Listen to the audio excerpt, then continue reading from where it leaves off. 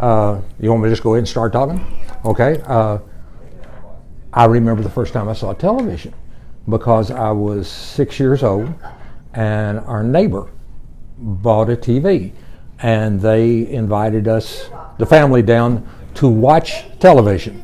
Whole new experience. So we went and watched TV, and it's interesting because the show we saw is still showing. We saw The Wizard of Oz. Okay, so I still remember the first show, and I was around 6 years old at the time. So that was a change. Telephones, yes, we had a telephone, but it was a party line.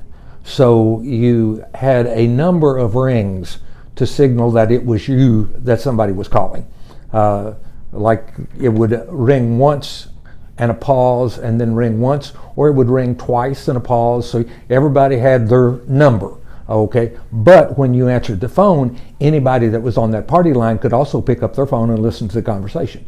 So it was not very private at all. The cars were interesting. My first car didn't have air conditioning, and most people didn't. It was something that was coming about, but it just wasn't there yet. I think it's interesting, the first car I purchased when I was 20 years old.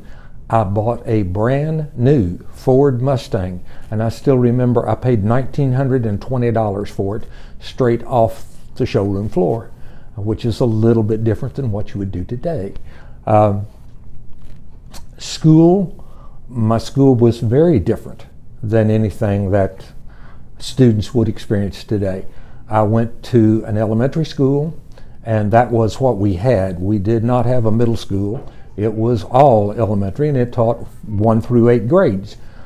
It was really a one-room school, but there was a blackboard that lowered up and down that divided the rooms, where we had 2 teachers. One taught 1 through 4, and the other one taught 5 through 8.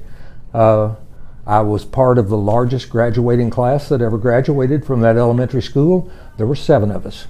And it was an interesting way to learn, because it sounds like it would be very bad, but it was hard, like when a first grader started, but then a first grader, the teacher taught all 4 classes. So they would spend a very short time teaching a lesson with one group, and then they would move to the next row, which was the next class, and they would move across the room. So you really got previewed of what was going to happen for the next 3 years. Then when you hit 5th grade, you started over again. By the time you were a 4th grader, you'd already learned the stuff. And by the time you were an 8th grader, you'd pretty well learned everything, because you had a look at it all the way through. And it did work. Something kind of interesting, my school had no indoor plumbing. We had outhouses, okay? So we had that. You didn't have a cafeteria. The only thing we had that I can remember about elementary school very vividly is we had a refrigerator that they had milk that you could buy. So students bought milk. But like one day in 10, the milk would be sour. It was, you'd get milk and Lord, nobody could drink it. But it was part of the culture then. How do you think culture has shifted?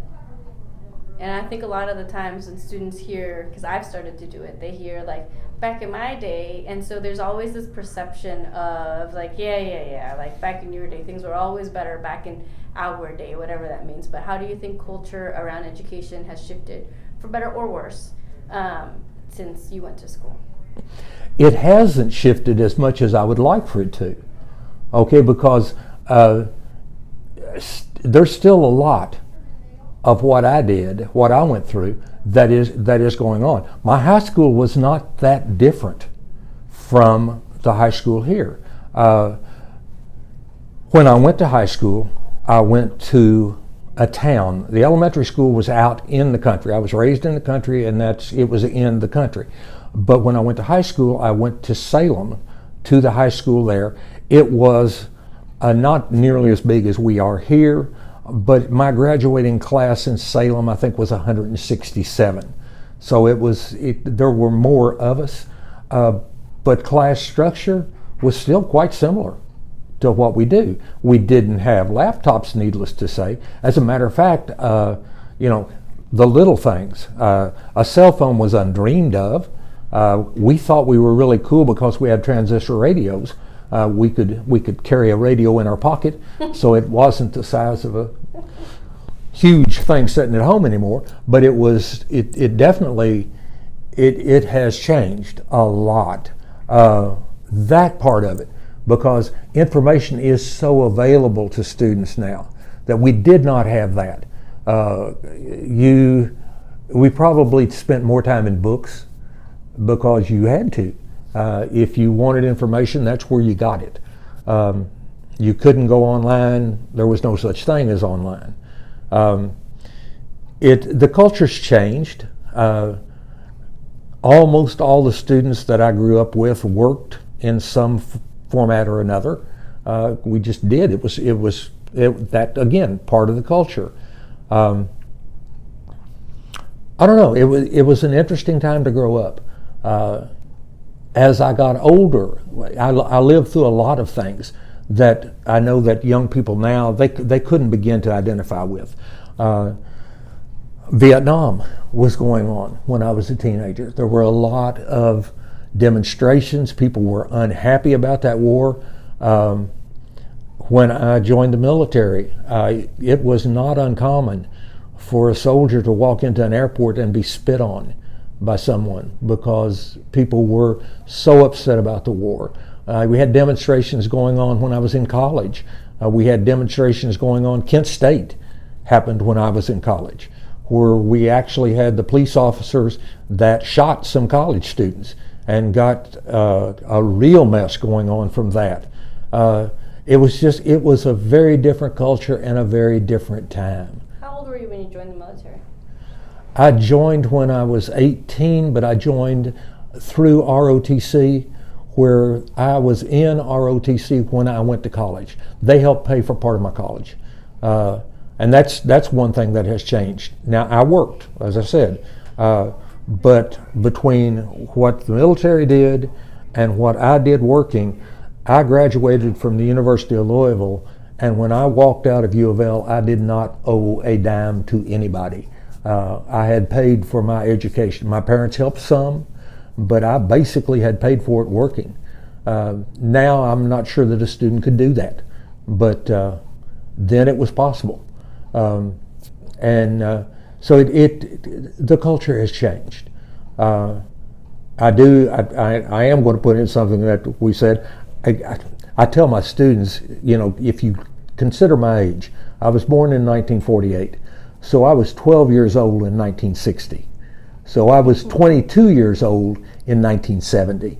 And I tell my students, don't talk to me about drugs, because I know more about drugs than you do, because we're the ones that discovered them and didn't know they were bad for you. So it was, again, a very different culture. Yes. What would you say is, like, whether it's a specific thing, I mean, what impacted your coming of age or your growing up the most? Like, what is one thing that stands out as, like, this was really formative, like it really impacted you?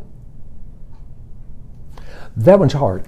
I went through a very, very hard period my freshman year in college.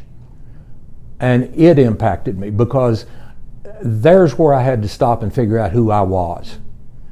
And I hadn't done it till then. And I think back about that time, and I think I was nuts in a lot of ways. It was one of those times where I had to take stock of who I wanted to be. And I think all students have to do that at some point. And I don't think the point's different for other people. But mine hit my freshman year. And I will always remember that as one of the most trying times I went through. So, yes, and as far as what drove that, I'm not sure. A lot of things were happening when you leave home and you are in a totally different atmosphere.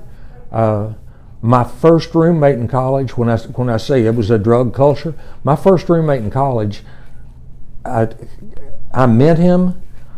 I don't think he was ever not high for the whole semester. I knew he was going to flunk out. I mean, that was a given. But he never really was in focus the whole time. And I had not been around that. So lots of changes. And it's interesting, roommates, I went from one to the exact opposite. He flunked out, and the next roommate I had was so industrious in his schoolwork that he did nothing else. And it's like, okay, I'm hitting both extremes. There's nobody in the middle. And then finally, you get to the point you know the people that are kind of in the middle. What advice would you give to students as they try to figure out who they are? That's a hard question. Figure out what your values are. Concentrate on that. Don't worry so much about what you're going to do, because I joke about it, but it's still the truth. I think I'm still trying to figure out what I'm going to be when I grow up. And I have made major career changes 5 times in my life. And I don't regret any of those. I don't look at any of those and say, well, it was a bad decision. No, it was the right decision at the time. And I'm not sorry about it. It's part of the growing process. You don't quit growing when you graduate from high school. You're actually just getting started good.